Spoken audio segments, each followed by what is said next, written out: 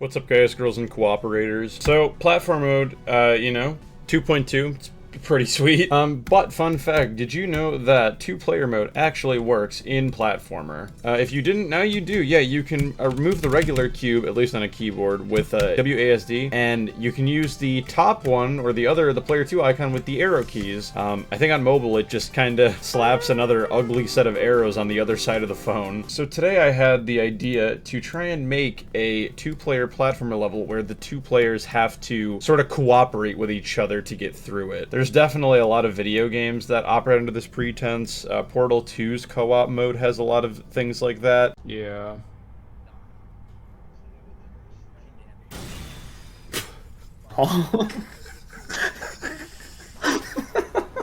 I didn't do anything. There's a game called It Takes Two, which is completely based on co-op. We Were Here, all great games. I've never played It Takes Two, but I've heard it's a good game. But they all operate under this pretense of needing the other player to progress. So that is what we're gonna do here. And I've already got an idea for a little twist ending, so stay tuned for that. First thing we're gonna do is unlink the dual gravity, because who wants that?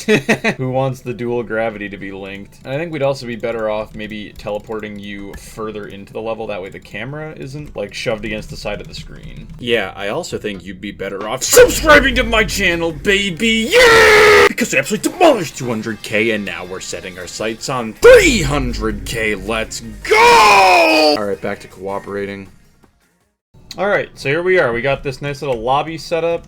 And then I think what I'm gonna try to set up is a system where both players have to like step on a button or enter an area in order for the level to begin. I think I'll just make it so like there's like a counter, right, that needs to be on 2, and each player can increment it by 1. And then I'll need to make it so it doesn't like decrement again. Yep, there we go. So both players need to be in here for the thing to work. So then yeah, so this is the spawn trigger that'll open both the doors, but we'll make it to where it can only be triggered one time. So that way, like, you know, one player can't be on the door and then open them up and then run through and then run off the thing and troll the other player, because this is about cooperation. That means that we need to stop trolling in any way possible. So let's see if that works.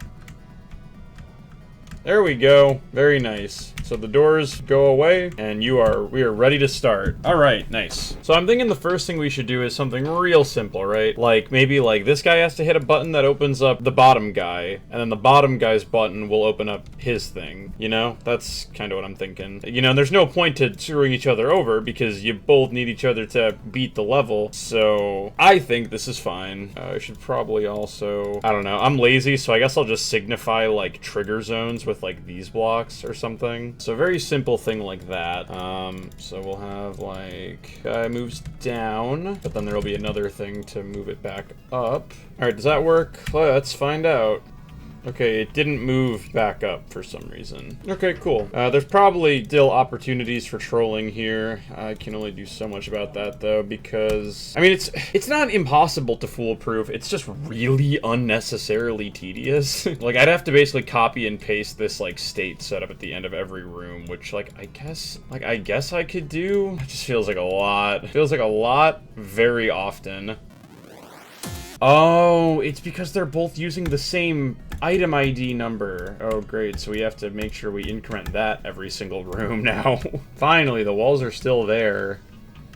Thank God. All right, for this one, I'm thinking we take some inspiration from Portal 2. Portal 2 has this one room where one of the characters has to go in to like this crusher machine, and the one on the outside like controls the crushers. So I'm thinking that we do something like that, because I think that would be quite funny. Yeah, so player 2 up here will have a bunch of buttons here, and then player 1 will have all this room, and then yeah, so it'll just be like a bunch of things like this or something. And I think in the actual game, there's like some solid ground along the way as well, which is where the conundrum comes in, because, you know, sometimes you'll kill your friend and crush them into some wall. And don't worry, of course we're gonna give the other players some fun options as well in due time. Yeah, so that should be good. So we'll do that. All right, let's try that out. Let's see if I did my trigger work right here.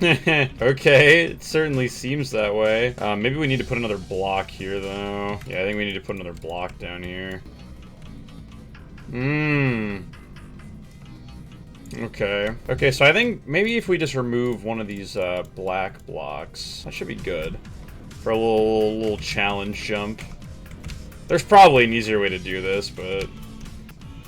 And there we go. Good job. Nice work, team. And then not to worry, because now it's time for the top player to, you know, suffer a little bit. So what I'm thinking here is bottom player has like a little platform on top of them, and the top player has to ride along it as they avoid spikes and stuff. And we should probably try to have some obstacles in the way as well. So I'm thinking that maybe we'll have a thing where if the bottom player jumps, then the platform sort of does a little bounce up kind of thing. Yeah, so then we'll have this block follow the player, the bottom player's X coordinate. So follow player 1 on the X only, and I don't think we need to mess with the easing, honestly. I think that that's probably good. All right, let's see if that works. The fact that playtesting this is so boring, like, oh, that's so much easier, actually. Oh, but then then you gotta watch out for this kind of stuff. Oh, that's not a good situation to be in. Oh, we can get out, though. I'm out here solving a puzzle that there's, like, no intended answer to. Oh, the camera didn't move. I'll fix that in a second, or maybe I'll have to fix it now. Oh, and I think just to spice things up, we'll make the top player really slow and the bottom player really fast. So, you know, if the top player was a little mean during this room, you know, the bottom player can get back at him during this other room. All right, so player 2 is down here. Oh, we need to make it like a slippery block that you don't stick to. I guess non-stick. Oh, yep, there we go. Oh!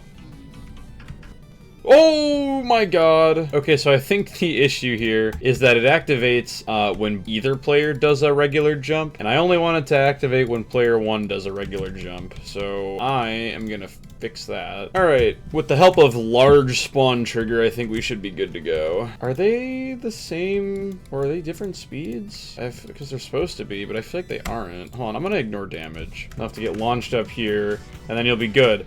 Because, yeah, if the other player was a little mean, then, you know, player 1 could just, you know, hit him with this, or hit him with this. But okay, that works. That works good. Okay, alright, let's see. What can we do next? I'm liking this idea a lot. I just, okay, how about in the next room, the players have to, like, turn off traps for each other? So there's, like, you know, like spikes or saws or something like that that are blocking the path, and, you know, they have to turn it off for each other. Yeah, so maybe, like, the bottom one will just be able to sort of switch the state of the room. So we'll have this one state where everything's, like, on, and then we'll have, like, the inverse state where everything's off. And then these white spikes are meant to convey that they don't ever change. They're, like, just always there. All right, and then for the bottom path, let's see what we can do for the bottom path. All right, this should work. I guess there's really only one way to find out, though, because I kind of just built gameplay, honestly. Like, I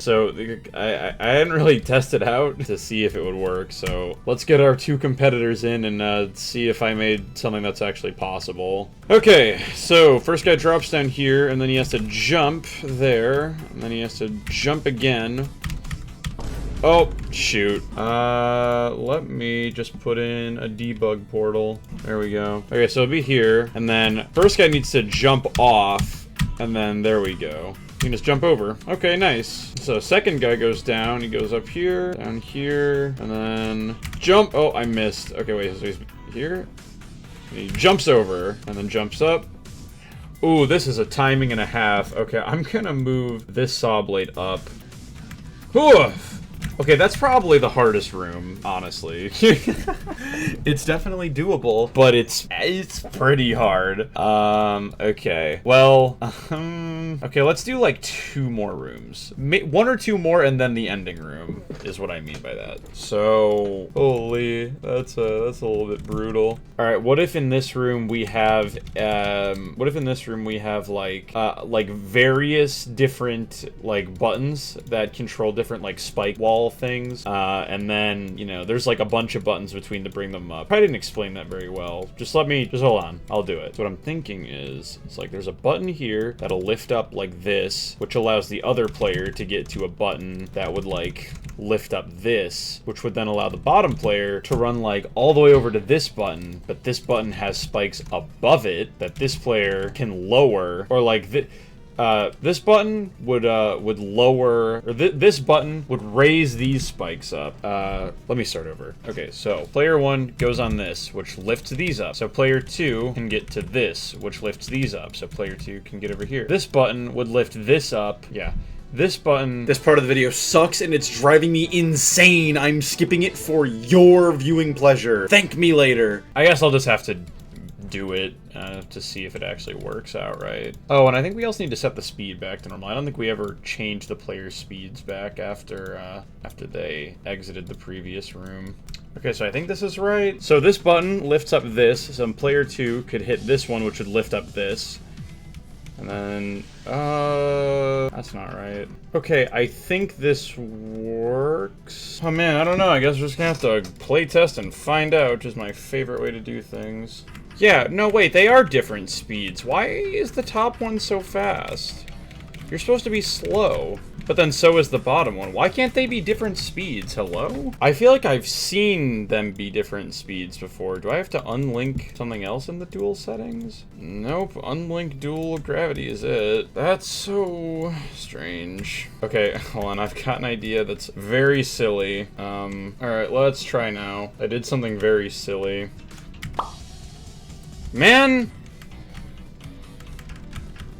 Whatever. I tried to do this and this, but it seems like it didn't work. Whatever. We'll just let them both be quad speed, I guess. Alright, let's try this part out. So this goes up, and this goes up, and this goes up, and this goes up. But then if the other guy wants to run past, then the other person can bring this down. But then if they do that, then just jump over that, and you're golden. Okay, cool. And then I think we'll have the final room be here. And this is going to be taking inspiration from the game We Were Here. So if you haven't played it and intend to, I guess spoiler warning, because this basically spoils exactly how the ending of that game works. If you haven't played it, haven't heard of it, don't care, are not planning to play it, then you're totally fine to watch this part. So we've got this one massive door at the end, and we'll like a spiked ceiling, and then of course a button, and then hitting the button will move the door up, and then getting off of it will move the door back down. Yep, so then yeah, so you'll both be in here and only one of you gets to leave. Someone has to stand on the button while the other person runs out. And then we'll have a little cutscene that plays out, maybe. Alright, so one of the players leaves, and then they get pushed away. Oh, and then that's right, now we have to give the collision block. I'm gonna make sure that the living player can't get killed.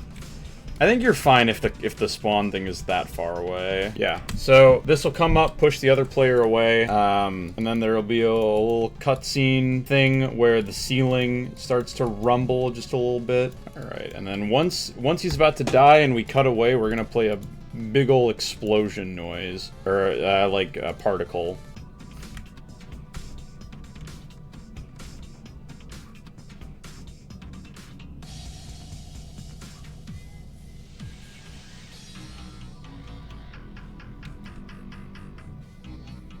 And there we go. That's the level's ending. And then I'll need to see if that actually works now, so.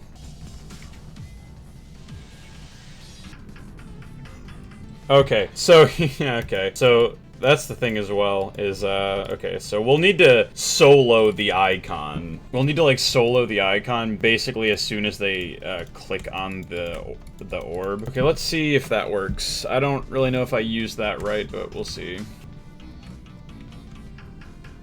Nope, didn't work at all. Alright, well maybe we'll just make it instant. Would that work?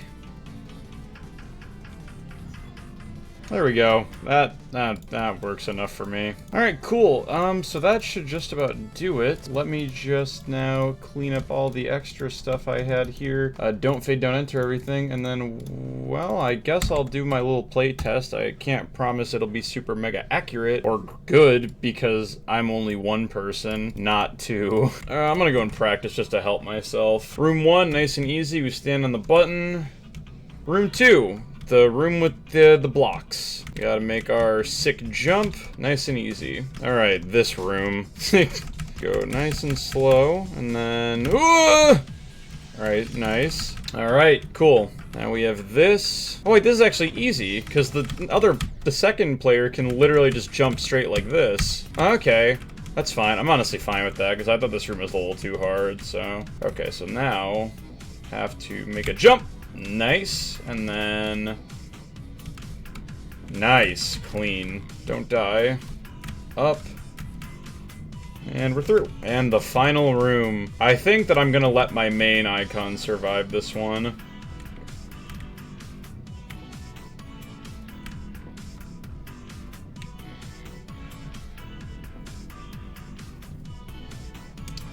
And we win! Yay! Well, I'm pretty satisfied with that. It was more trigger work than I thought it would be, honestly. Alright, well, thank you guys very much for watching. I hope you guys did enjoy that. Such thanks to all channel members, including Village, Invdu, Manager Magalore, Quality History 47, and SSF. Thank you guys very much for all the support. It means the absolute world to me. And, yeah, a level ID will be in the description. Thank you guys all for watching. I hope you enjoyed. I'll see you guys all in the next video.